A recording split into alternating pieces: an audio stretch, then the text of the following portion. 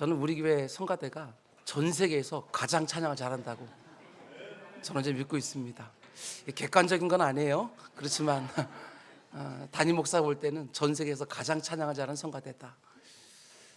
여러분들이 오늘 설교를 들을 때 오재목 설교가 전 세계에서 제일 잘하는 설교다. 이것도 객관적인 건 아니에요. 여러분의 담임 목사니까 여러분들이 그렇게 설교를 또 사랑해 주셔서 말씀을 들으시면 더 은혜가 될 줄로 믿습니다. 오늘 성가대 찬양한 것처럼 우리들의 삶이 예배가 되고 예배가 삶이 되어서는 언제나 하나님께서 받으실 만한 삶과 예배가 되기를 주님의 이름으로 축원을 드립니다. 오늘은 화목해 하는 말씀 22번째 시간입니다. 오늘 말씀의 제목은 기도를 통해서 하나님 범사 인정하고 넉넉한 품을 가지고 나를 힘들게 하는 사람까지도 끌어안고, 이런 제목으로 말씀을 전하도록 하겠습니다. 오늘 설교의 핵심 키워드는 사사건건 하나님께 묻는 기도라는 것과, 그리고 나를 힘들게 하는 삶까지도 끌어안는 넉넉한 품, 이게 키워드입니다. 오랜 동안 고난과 시련 가운데 하나님의 뜻이 이루어지기를 기다렸던 사람들에게 생기는 두 가지 특징을 오늘 나눠보려고 하는데, 하나는 신앙적인 원칙이 생기는데 그것은 바로 무엇이든지 하나님께 묻고 그 다음에 움직인다는 원칙이 생기는 것이고, 그리고 하나 인격적인 특징이 생기는 것인데 그것은 품이 넓어진다는 거예요. 그래서 나하고 안 맞는 사람, 아니 나를 힘들게 하는 사람까지도 품어내는 인격적인 특징, 이 두 가지를 함께 우리가 생각해 보려고 합니다. 오늘 본문은 다윗이 오랜 광야 생활을 마치고 유다 지파의 왕으로 세워지는 장면을 기록하고 있는데, 다윗의 인생을 우리가 한마디로 말하면 기다림이라고 말할 수 있습니다. 기다림. 10여 년 동안 사울 왕의 칼날을 피하여 도피 생활하다가 유다 지파에서 먼저 왕이 되어지고, 또 7년 6개월을 기다려서 온 이스라엘의 왕이 되지요. 다윗의 인생은 정말 기다림의 연속이었습니다. 사무엘에 의하여 네가 장차 이스라엘의 왕이 될 것이다 라는 그 언약을 10대 때 받았지만 그 언약이 이루어진 것은 그의 나이 30이 넘었을 때입니다. 그 기다림의 세월도 결코 순탄하지는 않았어요.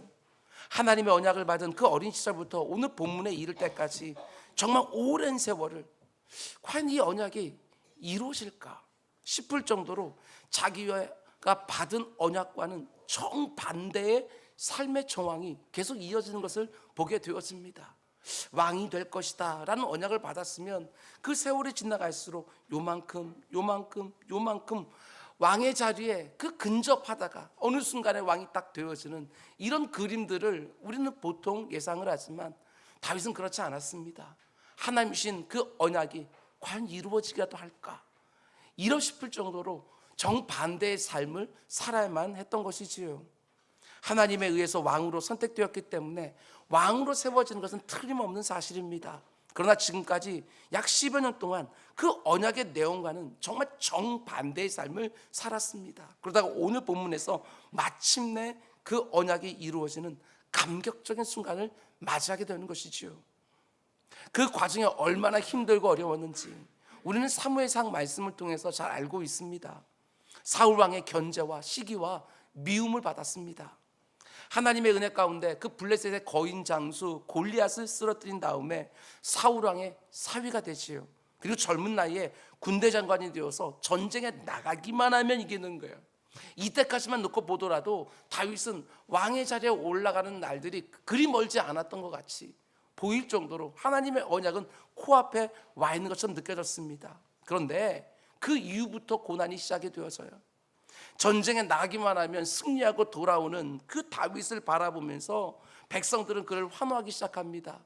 사울이 죽인 자는 천천히고 다윗이 죽인 자는 만만이다, 이렇게 외칠 정도로 백성들에게 사랑을 한 몸에 받고 인정을 받기 시작하니까 사울 왕이 시기하기 시작하고 그리고 두려워하기 시작한 거예요. 다윗이 백성들의 마음을 다 훔쳐갔으니 이제는 내 왕의 자리만 훔쳐가면 되겠구나 생각하면서 사울을 죽이려고 한 것이지요. 생명의 위협을 느끼면서 광야 이곳저곳을 도망다니기 시작을 합니다. 때로는 이스라엘 땅에는 숨을 곳을 찾지를 못해서 블레셋으로 망명을 시도하기도 하고, 때로는 지난 시간에 우리가 본 것처럼 나발과 같이 어리석은 사람에게도 불량배 취급까지 당합니다. 또 때로는 자신을 숨겨주려고 하는 사람들에게까지 어려움이 임하는 것을 보면서 너무나도 고통스럽고 나 때문에 저들까지도 힘들어지는구나 하면서 어려워하지요. 근데 이제야 그 모든 고통스러운 생활이 다 끝나게 되었는 거예요. 우리가 그저 성경에 활자로 인쇄되어 있는 다윗의 인생이라고 이렇게 떨어져서 보니까 이게 별것 아닌 것처럼 보이지만, 이런 상황이 내 삶 가운데 임했다 하면 우리는 오만 가지 쓴소리들이 내 입에 쏟아지지 않았을까. 다윗의 모습을 보면서 이런 생각이 들기도 합니다. 하나님이 왜 다윗에게 이런 고난과 이런 시련의 시간을 허락하시면서 그 오랜 세월을 기다리게 하셨을까? 하나님이 능력이 없는 것도 아니시고, 사람마다 다 차이가 있겠지만 틀림없는 사실은 하나님은 기다림을 통해서 일하신다는 것입니다. 기다림을 통해서 사람들을 준비시키시고 자신이 하려고 하는 일들을 온전하게 만들어 가시지요. 그래서 하나님의 언약을 받은 사람치고 기다리는 삶을 살지 않은 사람들이 거의 없습니다. 하나님의 언약이라는 것은 딱 주어지자마자 즉시로 이루어지는 경우는 거의 없습니다. 우리는 열매를 기대하지만, 우리가 하나님의 약속을 받으면 곧바로 나에게 열매 형태로 그 응답이 오길 원하지만, 하나님께서 일하시는 것은 언제나 씨앗의 형태로 일하신다. 씨앗의 형태로 우리들에게 말씀 조그만 겨자씨 하나를 얻게 해주시고, 그 겨자씨를 꽉 붙들고 믿음으로 온갖 영적 싸움을 다 거친 후에야 그것이 점점 자라나서 열매를 맺는 감격스러운 순간을 우리는 맞이하게 되는 것이지요.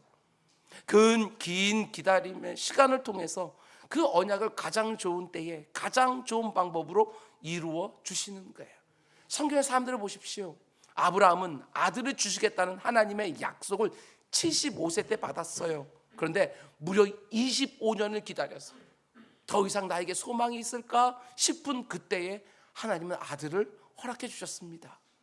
하나님은 모세를 이스라엘의 구원자로 계획해 놓으셨지만, 그 계획을 이루어가는 과정 속에서 무려 40년 동안을 미디안 광야에서 모든 사람에게 잊혀진 노바디의 인생으로 목동으로 지내야만 했습니다. 요셉도 마찬가지입니다. 하나님이 보여주신 꿈이 다 이루어지기 전에 무려 13년 동안을, 그것도 노예 생활을 하고 죄수 생활을 합니다. 하나님이 주신 언약을 품고 살았던 사람들은 거의 대부분 기다림의 과정을 통과했습니다. 다윗 역시도 참 오랜 세월을 고난과 시련 속에서 언약이 성취되기를 기다린 것이지요. 그러나 의미 없는 기다림은 절대로 아니었습니다. 기다림 속에서 다윗은 하나님의 마음에 합한 사람으로 점점 빚어져 갔던 것이지요. 기다림이 없이 사람이 성숙되어진다? 그런 일은 절대로 일어나지 않습니다. 성숙이라는 것은 순간적으로 이루어지는 것이 아니라 오랜 시간을 거쳐서 이루어지기 때문에, 그것도 숱한 고난과 시련을 통과해서 이루어지는 것이기 때문에 하나님은 우리에게 기다리게 하십니다. 약속의 말씀을 붙들고 기다리게 하면서 우리의 믿음을 더욱 견고하게 빚어가시는 것이고, 그리고 우리의 인격을 자신의 성품에 맞도록 성숙시켜 가시는 거예요. 지금 뭔가를 여러분 기다리고 계십니까? 그 시간도 귀히 여기시기 바랍니다. 기다리는 시간만이 줄 수 있는 너무 복된 열매들이 우리 삶 가운데 수두룩하기 때문에, 하나님의 기다림 속에서도 그분의 선하신 뜻이 있는 줄 믿고 그 가운데 속에 하나님의 감격적인 응답을 보는 여러분 모두가 될 수 있기를 주님의 이름으로 축원을 드립니다. 그 긴 세월을 기다리면서 다윗이 어떻게 하나님의 마음에 합한 사람으로 성숙해져 갔는지, 그가 왕이 되어서 처음으로 한 일을 보면 우리는 좀 알 수 있습니다. 다윗이 긴 세월을 기다리다가 마침내 유다 지파의 왕이 되었을 때 그가 맨 처음으로 한 일이 무엇이었느냐? 하나님께 묻는 일이었습니다. 하나님 앞에 나가서 물어요. 자신의 생각대로 움직이는 것이 아니라 기도의 자리에 들어가서 하나님께 어떻게 해야 될지를 묻는 것이지요. 저는 이게 그냥 쓱 보고 지나갈 부분이 아니라고 저는 생각을 했습니다. 오랜 세월을 고난과 시련을 통과하면서 이런 일 저런 일 다 경험하면서 그 몸에 체득되어 있는 인생의 원칙이 생긴 것이지요. 우리 다윗의 긴 도피 생활을 보게 되었지만 그 가운데 속에 하나님께 묻지 아니하고 자신의 판단에 따라 이것저것 했던 경우들을 봐요. 그때는요, 자기 생각에 옳다고 생각을 했지만 오히려 더 큰 고난을 당하는 걸 보게 되었습니다. 하나님께 묻지 않고 뭔가를 했다가 더 큰 시련을 만난 그 경험들이 하나하나 그 가운데 속에 몸에 배이면서 이제는 삶의 원칙이 되었는 거예요. 어떤 일을 만나든지 내가 하나님께 먼저 묻고 그 다음에 움직이리라 하는 이 삶의 원칙. 여러분과 저에게도 이 원칙이 꼭 몸에 배어 있었으면 좋겠어요. 중요한 일이라고 생각될수록, 시급한 일이라고 생각될수록 그 가운데 속에 더욱 하나님께 나가서 묻는 그 과정을 여러분 빼놓지 않는 우리 모두가 되어야지요. 본문 1절과 2절을 보면 이렇게 되어 있습니다. 그 후에 다윗이 여호와께 여쭈아뢰되, 사울이 전쟁에 나 죽었어요. 그 이후에 다윗이 여호와께 여쭈아뢰되, 내가 유다 한 성으로 올라가리이까. 지금까지 도망 다녔는데 이제 유다의 한 성으로 올라가도 되겠습니까? 그때 여호와께서 이르시되 올라가라. 다윗이 아뢰되 어디로 가리이까? 여호와께서 이르시되 헤브론으로 갈지니라. 다윗이 그의 두 아내 이스라엘 여인 아히노암과 갈멜 사람 나발의 아내였던 아비가일을 데리고 그리로 올라갔다. 이스라엘 왕이 될 거라는 하나님의 약속을 들은 이후에 참 오랜 세월을 기다려온 다윗에게 하나님 말씀하시는 것이지요. 이제 네가 이스라엘의 왕이 될 것이다. 유다 지파의 땅으로 올라가라. 그 말을 듣자마자 다윗이 묻습니다. 하나님, 유다 지파의 땅 어느 성읍으로 올라가면 좋겠습니까? 그래서 하나님이 유다 지파의 성읍들 가운데 헤브론으로 올라가라. 그 말씀을 듣고 다윗이 그리로 올라갔다. 이게 바로 다윗의 몸에 배일 정도로 익숙한 삶의 패턴인 거예요. 익숙한.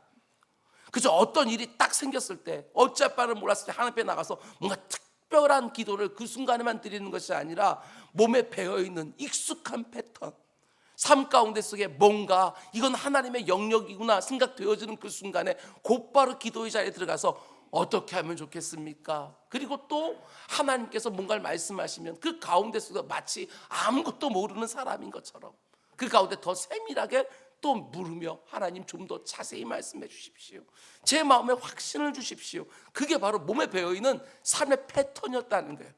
하나님께 먼저 묻고 대답해 주시면 그제서 움직이는 것. 어떻습니까? 내 인생에는 이런 패턴이 몸에 배어 있습니까? 여러분, 저는 다윗의 이 모습을 보면서 이런 생각이 들었습니다. 이게 바로 기도의 본질이구나. 기도의 본질. 여러분, 기도는 단지 내 소원을 하나님께 아뢰고 그 성취를 바라는 그 정도가 아닙니다. 어떤 면에서 하나님께 내 소원을 아뢰고 성취를 바라는 것이 기도의 목적이 될 수는 있지만 기도의 본질이라는 것은 누가 내 인생의 주인인지, 그래서 고백하는 행위인 거예요. 주인이 말씀하셔야 종이 움직이는, 누가 내 인생의 주인인지, 내가 누구의 말을 따라서 살아야 되는지 그걸 고백하는 행위, 그게 바로 기도지요. 그래서 다윗이 하나님께 먼저 물은 것이고 하나님의 응답을 듣고 그 응답대로 움직인 것이고, 기도라는 행위를 통해서 누가 내 인생의 주인인지를 우리는 고백하는 것입니다. 하나님이 내 인생의 주인입니다. 나는 주인의 말에 순종하는 종입니다. 이 고백이 익숙한 기도의 패턴에 배어 있는 거예요. 뒤집어서 말하면 여러분, 누가 기도하지 않겠습니까? 단지 기도를 안 하는 것이 아니지요. 하나님을 내 인생의 주인으로 은연중에 인정하지 않고 있는 거예요. 단지 기도라는 행위를 안 하는 게 아닙니다. 하나님을 범사에 인정하지 않고 있는 거예요. 아무리 내가 하나님을 믿는다고 수시로 고백한다 할지라도 전혀 기도하지 않고 있다, 어떻게 그분의 뜻대로 살 수 있겠어요? 그분의 뜻이 뭔지도 알려고 하지도 않는데, 이 땅을 살아가면서 뭔가 중요한 결정을 해야 되고 예상하지 못했던 당황스러운 상황을 딱 만났는데 그때도 하나님께 묻지를 않는다. 틀림없습니다. 내 인생이니까 내 맘대로 하겠다. 그 뜻이 담겨져 있는 거예요. 내 인생이니까 내가 결정하는 것이지요. 내 인생의 주인이 하나님이 아니라 철저하게 내 자신입니다. 하나님은 단지 내가 필요할 때 그 도움만 구하는 그냥 요술램프의 지니와 같은 그런 대상이고, 내 인생의 주인은 어디까지나 나이지요. 그러니까 물을 필요가 없는 거예요.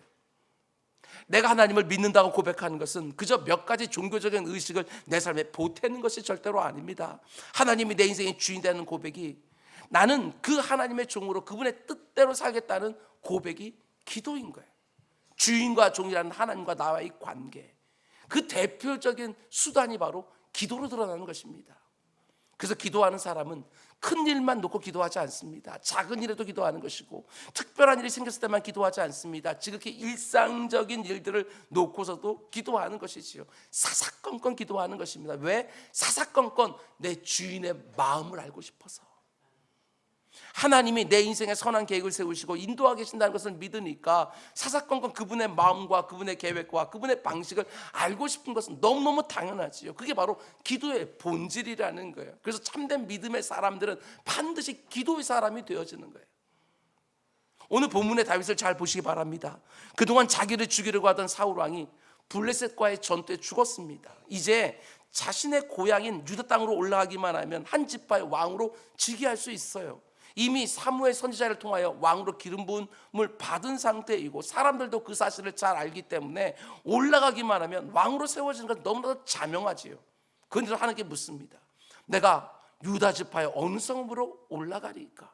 아니, 그 정도는 자기가 분별할 수 있을 것 같은데, 그냥 유다 지파의 땅으로 올라갈 수도 있을 것 같은데, 얼마든지 스스로의 경험을 가지고 어디가 정말 정치적으로 유리한지, 어떤 사람들이 나를 더 지지해 줄지 그런 거 잘 따져보고 내가 유리한 쪽으로 판단할 수 있을 것 같은데, 하나님께 묻습니다. 왜 그렇습니까? 그것까지도 하나님 말씀대로 하고 싶어서. 제 생각으로는 유다 지파가 아니라 정말 자신을 죽이려고 했던 그 사울 왕이 속해 있는 베냐민 지파로 올라가라고 했을 때도 여러분 다윗은 올라갔을 거예요. 그때도 어느 성으로 올라가면 좋습니까? 또 물었을 거예요. 왜? 내 주인은 따로 계시니까. 나는 종이니까. 이제 곧 유다 지파의 왕이 되겠지만 다윗은 압니다. 내 위에 진정한 주인이 계신다. 이제 곧 왕이 되겠지만 내 위에 진짜 왕이 계신다. 그 고백이 분명하니까 내가 어디로 가리까? 하나님께 묻는 것이지요. 다윗이 이 순간부터 40년 동안 이스라엘 다스리게 되었는데, 그가 철석까지 붙들었던 삶의 원칙은 언제나 동일했습니다. 내 위에 진정한 주인이 있다, 진짜 왕이 있다. 이것만큼은 단 한순간도 흔들리지 않았어요. 다윗이 완전했다는 것이 아닙니다. 그 역시 실수할 때가 있었고 죄를 질 때가 있었고 허물이 있을 때가 있었지만 이거 하나만큼은 분명했어요. 그래서 자기가 아무리 왕이지만 하나님께서 자신의 죄를 들춰내시면 거기에 곧바로 무릎을 꿇고 신하의 모습을 보이는 거예요. 내가 왕이 아니라 그분이 나의 왕이라는 고백이 아주 분명하지요. 내 위에 진정한 주인이 있다.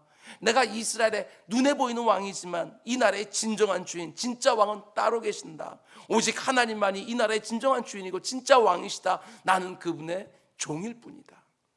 그런 면에서 다윗이 왕이 되자마자 하나님께 나아가 물었다는 것은 단지 어떻게 행동할지 그걸 물은 것이 아닙니다. 다윗은 엎드려서 자신의 신앙의 원칙을 고백하고 있는 거예요. 하나님만이 이 나라의 왕이시고 제 인생의 주인도 오직 하나님이십니다. 앞으로 이스라엘 통치하는 동안 하나님께 묻겠습니다. 하나님의 계획과 뜻대로, 하나님 방법대로 저는 살아갈 것입니다 하는 원칙을 인생에 딱 세워놓고 이제 왕으로 즉위하는 거예요. 물론 여전히 문제는 있었습니다. 지금 다윗이 이스라엘의 모든 지파가 인정한 왕이 된 게 아니라 이스라엘 12지파 가운데 속에 딱 유다 지파 하나만 자신을 왕으로 인정하고 있는 거예요. 여전히 자신을 인정하지 않는 11개의 지파들이 남아있는 상황이에요. 그래서 사울 왕이 죽은 다음에 이스라엘은 두 개로 나뉘어집니다. 7년 6개월 동안 두 나라로 나뉘어져서 서로 따로따로 통치를 해요. 하나는 다윗의 나라이고 또 하나는 사울 왕의 아들이었던 이스보셋의 나라이고, 이스보셋의 나라가 다윗의 나라보다 훨씬 더 크고 강했습니다. 유다 지파가 다른 지파들에 비해서 큰 지파이긴 했지만 그래도 여전히 11대 1이지요. 근데 이 싸움은 크기가 중요하지 않았습니다. 누가 많고 누가 크냐가 중요한 것이 아니라 하나님 보시기에 누가 옳으냐, 그 싸움이었어요. 누가 많고 누가 크냐의 싸움이 아니라 하나님 보시기에 누가 옳으냐의 싸움, 그게 바로 영적 싸움의 특징이에요. 우리가 살아가는 이 시대는 무조건 큰 게 이기는 세상 아닙니까? 물량주의 시대예요. 옳고 그른 것의 문제도 크기에 따라 달라집니다. 사람들은 큰 것이 맞다고 생각을 합니다. 큰 나라가 옳다고 하면 그게 옳은 게 됩니다. 작은 나라는 아무리 정당한 것을 말해도 결국에는 큰 나라가 옳은 것으로 인정을 받게 되어지지요. 크면 잘했다고 하고, 크면 사람들도 인정해 주는 거예요.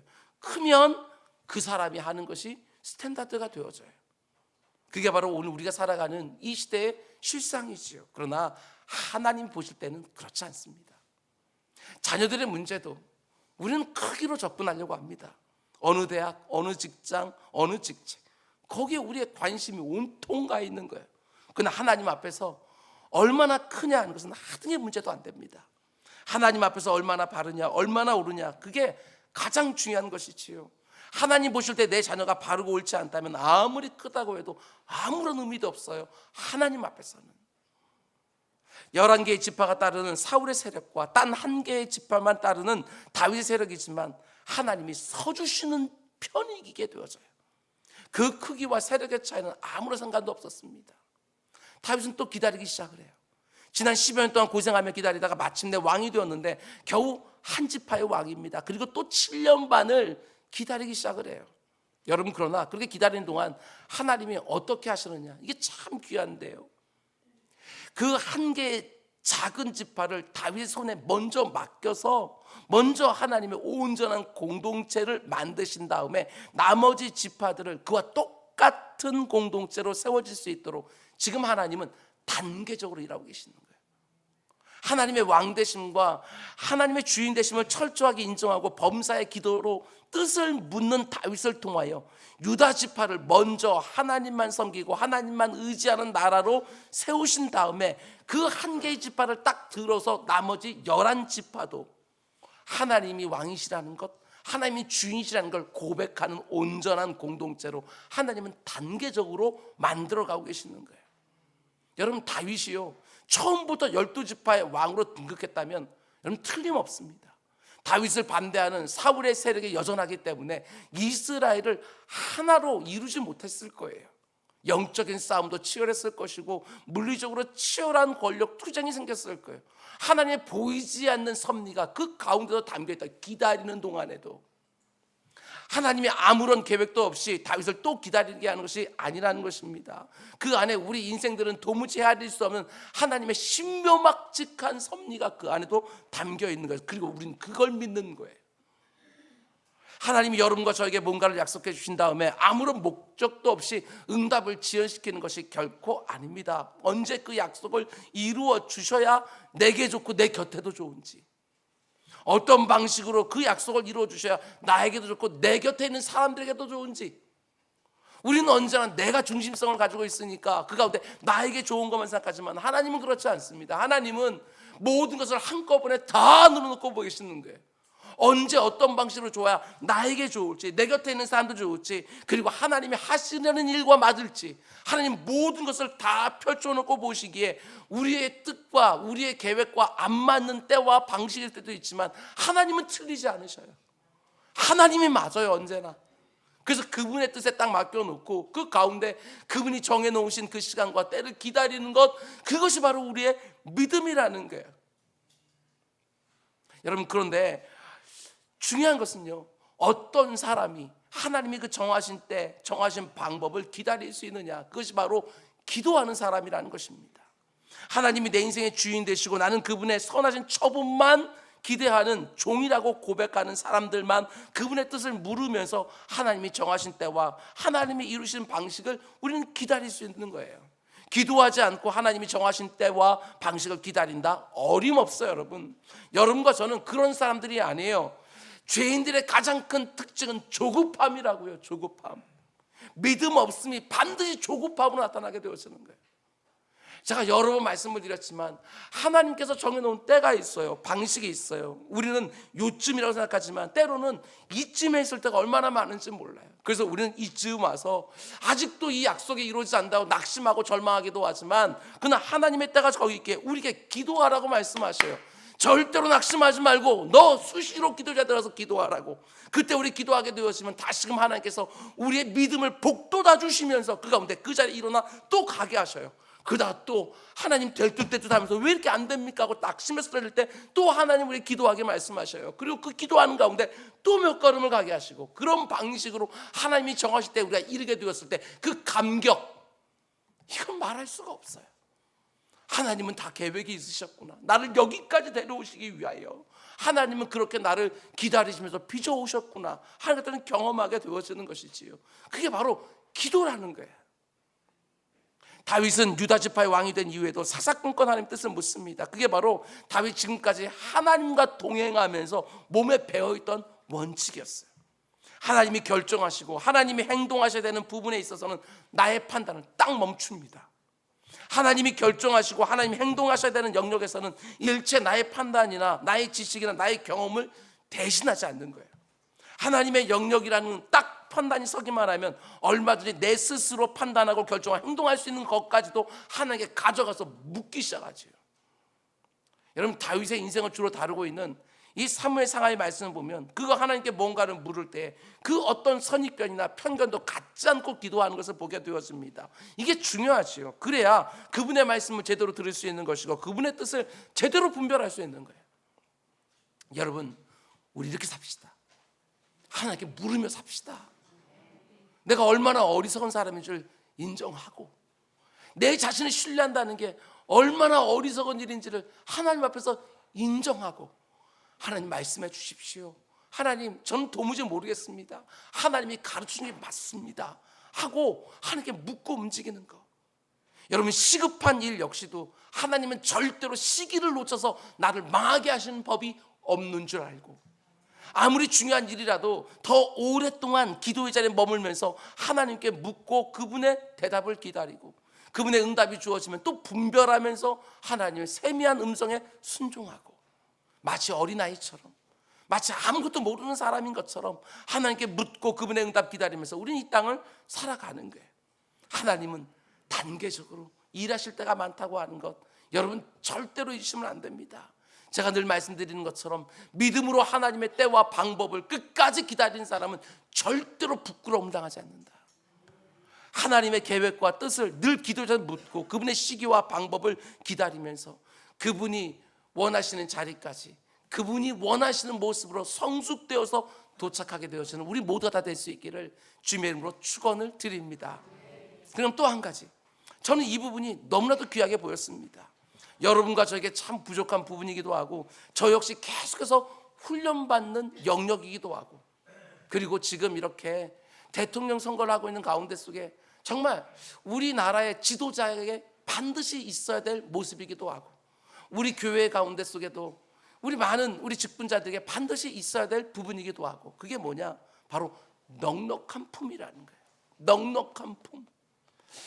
아무리 내가 옳다 할지라도 그저 편협하게 딱 이것만 보면서 이게 옳아 이러면 그냥 뭐든지 다 할 수 있는 것이 아니라 그 옳은 것에 사람들이 같이 들어와 줄 때까지 좀 넉넉한 품으로 기다려주고 품어줄 수 있는 그런 사람들, 이런 사람들이 뭔가 지도자가 되어야 그 가운데 속에 이렇게 깨어지고 나뉘어진 이 세상 가운데 속에서 뭔가 이렇게 하나로 뭉쳐져 가면서 뭔가 힘을 얻을 수 있는 뭔가 계기가 되어줄 텐데, 사람들의 이 품이 너무너무 작은 거예요. 다윗은 자기 인생의 원칙을 하나님께 먼저 묻는 그 기도로 딱 세워놨을 뿐만 아니라 사람들과의 관계 속에서도 너무나 귀한 모습을 보여줍니다. 그게 바로 넉넉한 품이라는 거예요. 사울왕을 끝까지 따르는 사람들까지도 품어내요. 다윗이 왕이 되어서 첫 번째로 했던 일은 하나님께 나가서 기도한 것이고, 동시에 사울왕의 편에 섰던 사람들까지도 넉넉한 품으로 끌어안아 줍니다. 본문 4절에서 6절 말씀 보면 이런 일이 기록되어 있지요. 유다 사람들이 와서 거기서 다윗에게 기름을 부어 유다 족속의 왕으로 삼았더라. 어떤 사람이 다윗에게 말하 이르되 사울을 장사한 사람은 길르앗 야베스 사람들이니이다 하매, 다윗이 길르앗 야베스 사람들에게 전령들을 보내 그들에게 이르되 너희가 너희 주 사울에게 이처럼 은혜를 베풀어 그를 장사하였으니 여호와께 복을 받을지어다. 너희가 이 일을 하였으니 이제 여호와께서 은혜와 진리로 너희에게 베푸시기를 원하고 나도 이 선한 일에 너희에게 갚으리라. 다윗의 넉넉한 품을 보게 되어져요. 여러분, 여기서 길르앗 야베스 사람들은 사울이 전사했을 때에 그의 시신을 거두어서 예를 다해 장례를 치러준 사람들이에요. 근데 사울이 누굽니까? 다윗의 정적이에요. 그런데 자신의 정적에 호의를 베풀어준 사람들 다윗이 지금 지지해주고 축복해주고 있는 거예요. 이제 사울의 시대는 지나고 다윗의 시대가 열리게 될 것이다, 이것들을 모르는 바가 아니었을 터인데 길르앗 야베스는 사람들은 그 가운데 사울의 장례를 지극한 예를 갖춰서 치러주는 거예요. 절대로 쉬운 일이 아닙니다. 그 오랜 세월 동안 나를 죽이려고 했던 사람을, 끝까지 추종한 사람들을 다윗이 받아주고, 아니 축복까지 해주는 일, 절대로 쉬운 일이 아닌 거예요. 여간 넉넉한 품이 아니면 끌어안아주기가 너무나도 힘든 사람들이지요. 그럼 이런 질문 들지 않습니까? 어떻게 다윗이 이렇게 넉넉한 품을 가질 수 있었을까? 제가 묵상하면서요, 딱 하나밖에는 발견하지 못했어요. 그건 다른 것이 아니라 그에게 있었던 무수한 고난과 시련이 이렇게 넉넉한 품을 갖게 해준 것은 아닐까? 지난 10수년 동안 고난과 시련을 통해서 자기가 만났던 그 허다한 인생들이 보여주는 그 악함과 그 약함을 다 경험하면서 인생을 알게 되어지는 거예요. 인격적인 성숙이 일어난 거예요. 인생이 얼마나 악하고 얼마나 추한지 그걸 하나하나 경험하면서 사람을 불쌍히 여기기 시작을 하고, 자기가 만난 사람들을 통해서 내 안에도 그런 악함과 그런 약함이 있다는 것을 무수히 들여다보는 가운데 속에 내 안에 있는 들보와 티끌까지도 다 보게 된 것이지요. 그러면서 자기와 정반대는 사람들까지 끌어안을 수 있는 너무나 넉넉한 품이 생기지 않았을까? 충분히 생각해 볼 수 있는 거예요. 그 오랜 세월을 또 기다리지 않았습니까? 그 기다리라면 그 시간이 다윗에게 이런 넉넉한 품을 주지 않았을까? 도무지 기다릴 수 없을 것 같이 마음이 조급해질 때마다 하나님의 은혜를 주셔서 또 기다리게 하고 또 기다리는 것이 단지 환경만 놓고 그렇게 하는 것이 아니라 사람들도 기다려줄 줄 아는 그런 모습으로 다윗이 품이 넓어진 것은 아닐까? 지금은 나의 대적이지만 그 가운데 속에 하나님께 또 역사해 주시면 얼마든지 나의 동역자가 될 수 있다고 하는 그 넉넉한 품이 그 기다림을 통해서 이루어지지 않을까? 우리는 이게 너무 없어서 계속해서 우리는 관계들을 끊어가며 살기 시작하는 거예요. 하나님이 주신 넉넉한 품이 되어 있으면 정말 관계의 지경이 넓어질 텐데 우리의 조급함과 우리의 믿음의 없음이 계속해서 사람들의 그 교제권들을 줄이면서 살고 있는 거예요. 그리고 곁에는 나와 마음 맞는 몇 사람만 남지 않게 되어서는 이런 어리석은 일들이 우리 가운데 일어날 때가 얼마나 많은지. 여러분, 우리가 인생을 살아가면서 누구나 다 고난을 당하고 누구나 다 어려움을 당하지 않습니까? 그런데 그 속에서 우리는 두 부류의 사람들을 보게 되어져요. 고난을 고생으로만 생각하는 분이 계십니다. 고난을 고생으로만 경험하고 끝내버리는 사람들이 있어요. 정말 힘들다, 너무너무 고통스럽다, 내 인생이 없었으면 훨씬 더 좋았을 텐데 하고 그것 외에는 그 고난이 아무런 의미가 내게 없는 거예요. 여기에 속하는 사람들은 그 고난 때문에 오히려 폭이 좁은 사람이 되어집니다. 자신을 향해서는 피해의식과 자기 연민에 사로잡히게 되어지고 다른 사람들에겐 야박해져요. 자기 중심적이고 이기적인 사람으로 변해요. 나밖에 몰라요. 그 고난 때문에 인격에도 뭐가 생기고 다른 사람을 찌른 날카로운 가시도 돋아나는 것이지요. 교회생활, 직장생활, 가정생활 다 마찬가지예요. 고난을 고생으로만 생각하면. 그러나 고난을 단지 고생으로 생각하는 것이 아니라 내 인생을 향한 하나님의 연단과 시련으로, 훈련으로 또 받아들이는 사람들이 있지 않습니까? 고난을 단지 고생으로 생각하는 게 아니에요. 나를 성숙시켜 가시는 하나님의 세밀한 손길로 받아내는 거예요. 그러면 틀림없습니다. 그 고난 때문에 더 따뜻해지고 더 넉넉해집니다. 상처 입은 치유자도 됩니다. 내가 고난을 직접 경험했기 때문에 고난 중에는 다른 사람들을 더 세밀하게 만지면서 치유하기 시작을 하고 그 성숙해지고 넓어진 품으로 전에는 이 고난이 없었을 때는 품지 못했던 사람들까지도 이제는 품게 되어지는 사람들로 우리는 성숙해져 가는 거예요. 여러분, 인생의 험악한 골짜기를 지나갈 때 억울하게 나만 고생한다고, 내가 다른 사람보다 잘못한 게 뭐가 있냐고 악의 악을 쓰면서 고난을 고생으로만 보는 사람들은 그 끝에 뾰족해지고 빡빡해지고 야박해지고 거칠어져요. 그러나 고난을 선하신 하나님의 연단과 훈련으로 삼은 사람들, 그들은 그 끝에 그 인생이 더 부드러워지고 더 따뜻해지고 더 넉넉해진 것을 보게 되었습니다. 다른 사람들의 고난까지도 품을 수 있는 공감 능력까지 생기게 되었어요. 그냥 모세를 한번 보십시오. 미디안 광야에서 40년 동안 고난의 세월을 보냈어요. 애굽의 화려한 왕국에서 어느 것 하나 부족한 것이 없는 왕자로 40년을 살던 사람이 척박한 광야에서, 그것도 자기 장인의 양을 대신 키우는 목동으로 무려 40년을 살아요. 높은 곳에 사람이 밑바닥으로 떨어졌어요. 그럼 그 가운데 속에 삶의 소망은 아무것도 없지요. 정말 한탄하는 그런 사람이 바뀌게 될 거예요. 그런데 그가 하나님의 부르심을 받는 그 80이 되었을 때에 어떤 모습으로 빚어져 있었습니까? 애굽 사람을 맨주먹으로 때려 죽일 정도로 혈기가 많던 사람이 그 엉터리 같은 200만 명의 이스라엘 백성들을 광야를 데리고 가면서 끊임없이 쏟아지는 불평과 원망까지 다 품어낼 수 있는 사람이 되어서요. 넉넉한 사람으로 빚어져 있다고요. 요셉도 마찬가지입니다. 자기 형들에 의해서 애굽으로 노예로 팔려가요. 졸지에 이방에서 종살이를 하게 되었는 것이지요. 요셉 역시도 아버지의 사랑을 독차지했던 아들입니다. 채색 옷을 입고요, 힘든 일도 하지 않았던 그런 어린 세월을 보냈어요. 근데 어느 한순간에 형들의 시기를 타서 그 가운데 애굽에 종살이를 시작해요. 그러다가 또 누명을 쓰고 감옥에 들어가서 죄수 생활까지 다 하게 되어서 하는 거예요.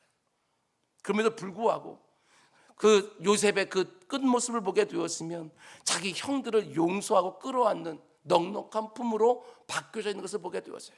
요셉의 가장 유명한 고백이 무엇입니까? 자기의 인생을 돌아보면서 하나님께서 나를 이곳에 보내신 것은 형들이 나를 노예로 팔았기 때문이 아니라 하나님의 손길이었노라고. 하나님께서 우리의 가족들을 구원하기 위하여, 그리고 이 땅에 있는 사람들을 구원하기 위하여 나를 먼저 이곳으로 보내신 것이라고 이렇게 고백하지 않습니까? 하나님의 손길로 보는 사람들은 그 어려운 과정을 다 통과했음에도 불구하고 넉넉한 품이 되어 있는 것을 우리는 발견하게 되어져요. 오늘 본문의 다윗도 마찬가지입니다.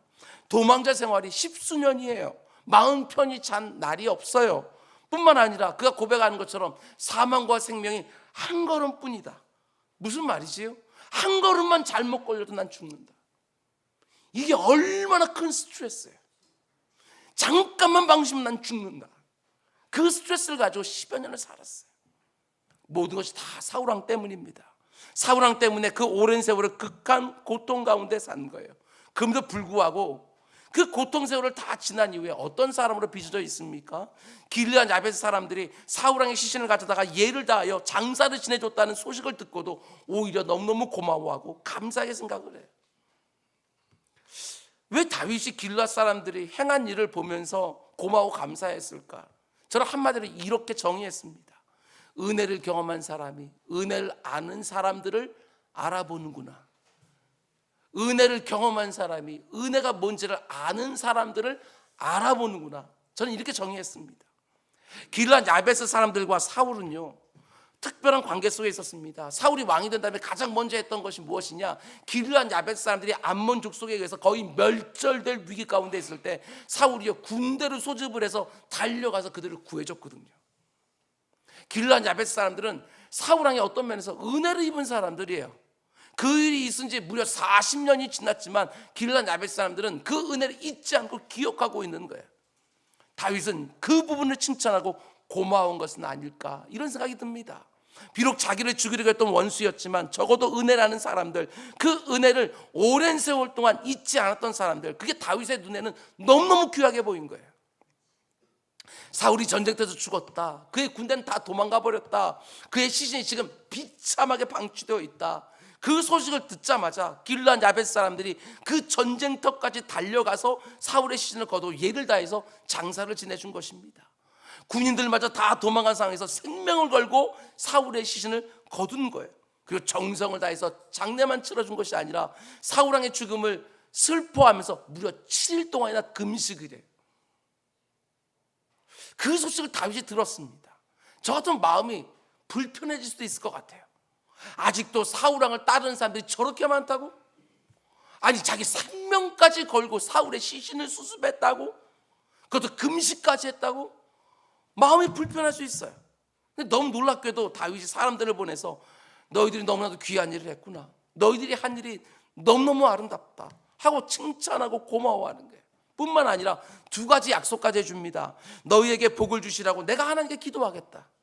나도 이스라엘 왕으로서 너희에게 상을 줄 것이다. 나도 너희에게 은혜로 대할 것이다. 그렇게 약속해 준 거예요. 여러분, 사울왕은 자신을 힘들게 한 사람입니다. 사울왕이 없었으면 그게 고생할 필요도 없었던 것이지요. 10년이 넘는 동안 사울 때문에 그 도망자 생활을 했던 거예요.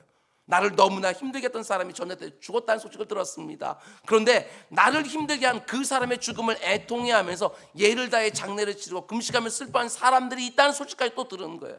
그러면 얼마든지 적의 친구는 나의 적이다 하면서 해코지 할 수 있잖아요. 적의 친구는 나의 적이라고. 우리도 그렇지 않습니까? 나를 너무나 힘들게 하는 사람이 있는데 그 사람에게 친하게 지낸 사람들이 있으면 나 그 사람 상대하는 게 불편해져요. 우리도 그러잖아요. 목회하면서 제가 어려운 것들이 바로 이런 부분이에요. 많은 분들이 저에게 편 들어주길 원해. 문제가 생겼어요? 그럼 내 편을 들어주길 원해. 왜? 내가 억울하고 난 당한 거니까. 이 사람도 그렇게 말하고 저 사람도 저렇게 말하고. 목회자가 그 가운데 편 들어주면 어떻게 목회를 하면서 하나로 그 가운데 뭉쳐낼 수 있겠어요? 그럼에도 불구하고 편 들어주길 원하는 것이지요. 내가 싫어하는 사람은 담임 목사도 좀 싫어해 줬으면 좋겠고, 심지어 하나님도 싫어했으면 좋겠고. 여러분, 내가 당신들을 위하여 하나님이 복 주시길 기도하겠습니다. 다윗은 이런 모습을 보여요. 나도 왕으로서 이 일에 대하여 여러분에게 상을 줄 것입니다. 그렇게 약속해 주고 있는 거예요. 여러분, 은혜를 아는 사람들에 대한 다윗의 선대와 축복입니다. 비록 자신의 원수이고 정적이지만 그래도 은혜를 알고 있는 이 길르앗 야벳 사람들이 너무나도 귀하게 보인 거예요. 사울에게서 은혜를 경험한 길르앗 야벳 사람들이 사울의 시신을 수습하고 예리다의 장례를 치러주고 그를 위해 금식하고 애통해하고, 그리고 다윗은 하나님으로부터 지난 수년 동안 은혜를 또 경험하지 않았어요? 그래서 길르앗 야벳 사람들에게 은혜를 베풀어주고, 은혜를 아는 사람이 은혜를 아는 사람들을 알아주고 있는 거예요. 틀림없습니다. 은혜를 경험한 사람은 은혜를 베풀며 살게 되어 있습니다. 은혜를 경험해보지 못한 사람은 은혜가 뭔지를 알지 못하기 때문에 은혜를 베풀지 못해요. 그리고 은혜를 경험한 사람은 은혜를 베풀면서 알고, 아니 은혜를 받았다고 분명히 이렇게 말하면서도 은혜를 조금도 베풀지 못한다? 그건 은혜를 헛되이 하는 것이고, 내가 경험한 하나님의 은혜는 반드시 사람들과의 관계 속에 드러나야 됩니다. 나를 힘들게 했던 사람들까지도 용납하고 긍휼히 여기는 모습, 힘들긴 하겠지만 어느 순간부터는 그 사람들의 축복까지도 알 수 있는 모습, 그게 바로 하나님의 은혜를 경험해서 아는 성도들의 넉넉한 품인 거예요. 어떤 사람들은 하나님의 은혜를 내가 안다고 고백은 하지만 넉넉하지 못합니다. 너무너무 뾰족뾰족해요. 하나님의 은혜가 가져다주는 그 여유가 있어야 되는데 너무나 퍽퍽합니다. 내가 하나님의 은혜를 경험했기 때문에 다른 사람들을 향해서도 은혜로 대하는 넉넉한 품이 있는 것, 그것이 바로 내가 하나님의 은혜를 경험한 사람이 맞다는 증거가 되어지는 거예요. 외적인 표시가 되어지는 것이죠. 하나님 믿는다고 해서 고난이 없는 것은 아닙니다. 그러나 그 고난 중에도 경험한 은혜 때문에 내 마음이 무너지질 않습니다. 오히려 그 은혜 때문에 넉넉한 품과 여유와 너그러움까지 생기게 되어지는 거예요. 반대로 하나님의 은혜가 뭔지를 안다고 나도 경험하고 있다고 말을 하지만 까칠하기가 그지없는 사람들이 있어요. 나는 원래 성격이 그렇습니다, 목사님. 아니요, 뭔가 잘못되어 있는 거예요. 그것이 은혜 받은 사람들의 모습이 절대로 아니라는 것입니다. 그 어떤 자격도 조건도 안 되는 사람들 향한 하나님의 일방적인 호의가 바로 은혜인데, 그렇다고 한다면 나에게 안 맞는 사람이라 할지라도, 나하고 말이 안 통하는 사람이라 할지라도 그 가운데 일방적으로 베풀어주는 호의, 그 은혜가 있어야 되는데 우리는 너무나도 퍽퍽하게 사는 거예요. 그러다 보니까 이 세상이 너무나 야박해지고 거칠어지고요, 그 가운데 속에 계속 분열되어지고 그 가운데 우리가 상상하지도 못했던 일들까지 경험하고 있잖아요. 오늘 새벽에 교회로 오는데 여러분 잘 아시는 것처럼 저희 집하고 교회하고 얼마 멀지는 않아요. 그런데 제가 항상 새벽 기도할 때 뉴스를 틀어놓거든요. 새벽 기도 전엔 뉴스를 틀어놓거든요. 왜냐하면 그날 밤사이에 중요한 일이 있었는데, 여러분 아시는 것처럼 저는 저녁 9시면 자거든요. 그래서 밤에 무슨 일이 일어난지 알 수가 없어요. 그래서 일찍부터 뉴스를 틀어놓고 교회에 오거든요.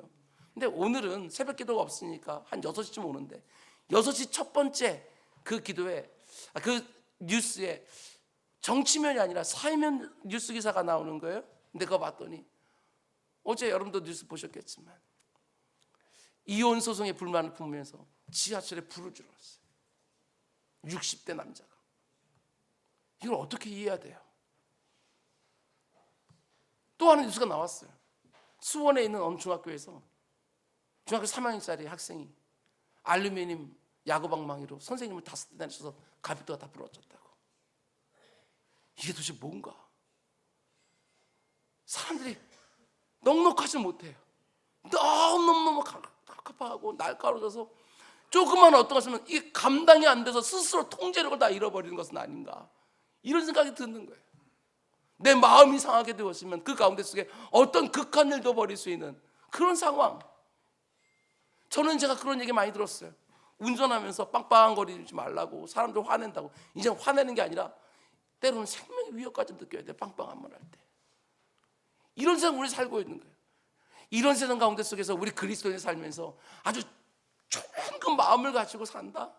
아니, 교회든지 아니면 정치든지 아니면 누구를 뽑든지 그 가운데 속에 넉넉한 품이 아니라 너무나도 좁은 큰 품을 갖고 있는 사람들이 그 가운데 자기의 마음 많은 사람들 몇 사람만 딱 붙어 있으면 이 나라와 이 교회와 이 가정이 어떻게 될 것인지, 이런 걱정도 생기게 되었는 거예요. 하나님의 은혜를 아는 사람들이 다른 사람들 은혜로 대하면서 넉넉한 품을 보여주고, 다른 사람들 그 은혜를 경험하면서 다른 사람들에게 또 다른 사람들에게 또 넉넉한 품을 보여주고, 이렇게 은혜의 선순환이 이루어져야 될 텐데 우리는 계속해서 모든 사람들이 더 각박해져 더 좁아지고 보복하고, 이런 모습들만 우리 가운데 더 있는 것은 아닌가. 나라의 지도자를 뽑을 때도 마찬가지고 교회 지도자를 뽑을 때도 마찬가지고, 얼마든지 넓은 품으로 많은 사람들을 품을 수 있는 사람들, 그런 사람들이 지도자의 위치에 서야 되는 것 아닌가, 이런 생각들을 하게 되어지는 거예요. 여러분, 내가 예수를 믿는다고 고백하는 것은 단지 열정적인 기도를 드리고 그리고 규칙적으로 여러분 예배 생활을 한다는 것, 고작 그 정도를 말하는 게 아닙니다. 오늘 다윗이 보여주는 것처럼 인격적인 특징까지 나타나야 되는 거예요. 하나님의 그 넓은 품, 나 같은 죄인까지도 받아줬던 하나님의 넓은 품을 경험한 사람처럼 다른 사람들 누구라 할지라도 받아낼 수 있는 그 넓은 품을 좀 가진 사람들, 그들이 바로 그리스도인들이 되는 거예요. 하나님의 한량없는 사람과 우리 구주의 그 십자가의 은혜와 성령 하나님의 통치를 받는 성도들다운 그 넉넉한 품이 그 삶 가운데 드러나야 되는 것이지요. 로마서 12장에 바울이 하는 권면의 말씀, 우리의 악한 본성과 안 맞지만 그럼에도 불구하고 마음속에 잘 새겨놓았다가 이 말씀과 반하는 마음이 내 안에 들 때에 이 말씀을 꺼내서 다시 내 심령을 추스리시기 바랍니다. 너희를 박해하는 자를 축복하라. 축복하고 저주하지 마라. 즐거워하는 자들과 함께 즐거워하고 우는 자들과 함께 울라. 서로 마음을 같이하여 높은 데 마음 두지 말고 도리어 낮은 데 처하며 스스로 지혜 있는 체하지 마라. 아무에게도 악을 악으로 갚지 말고 모든 사람 앞에서 선한 일을 도모하라. 할 수 있거든 너희로서는 모든 사람과 더불어 화목하라. 여러분과 저를 향한 하나님의 음성입니다. 오늘 하나님은 이 다윗의 모습을 보여주면서 우리에게 두 가지를 요구하는 거예요. 아무개야, 너에게도 이런 신앙적인 원칙이 있어야 된다. 무슨 일을 하든지 먼저 기도하고 그 다음에 움직여라. 내 사랑하는 아무개야, 너에게도 이런 인격적인 특징이 나타나야 된다. 넉넉한 품을 가지고 네 곁에 있는 사람, 심지어 너를 힘들게 한 사람도 한번 품어내려고 씨름이라도 한번 해봐라. 내가 도와줄게. 이렇게 말씀하시는 것이지요. 이런저런 고난과 시련 때문에 하나님과 더 멀어지는 것이 아니라 그럴수록 기도의 자리에 더 바짝 들어가서 하나님의 왕되심과 주인되심을 범사에 인정하며 그분의 처분에 나를 맡겨드리는 그런 모습이 여러분과 저에게 있어야 될 것이고, 그 어느 때보다 마음이 퍽퍽하고 인색 깨지고 뾰족 깨지는 이런 때에 내게 주어지는 하나님의 은혜를 먼저 경험하면서 내 곁에 있는 사람들의 은혜로 더 살갑게 품어내면서 하나님과 이루어진 화목을 가지고 내 곁에 있는 사람들과 화목을 더욱 돈독히 이루어지는 일에 쓰임받는 우리 모두가 될 수 있기를 주님의 이름으로 축원드립니다. 우리 기도하겠습니다. 사랑해 주님, 얼마나 스스로를 똑똑하게 생각하는 사람들이 많은지 아버지, 기도의 자리에는 사람들이 점점 줄어들어 갑니다.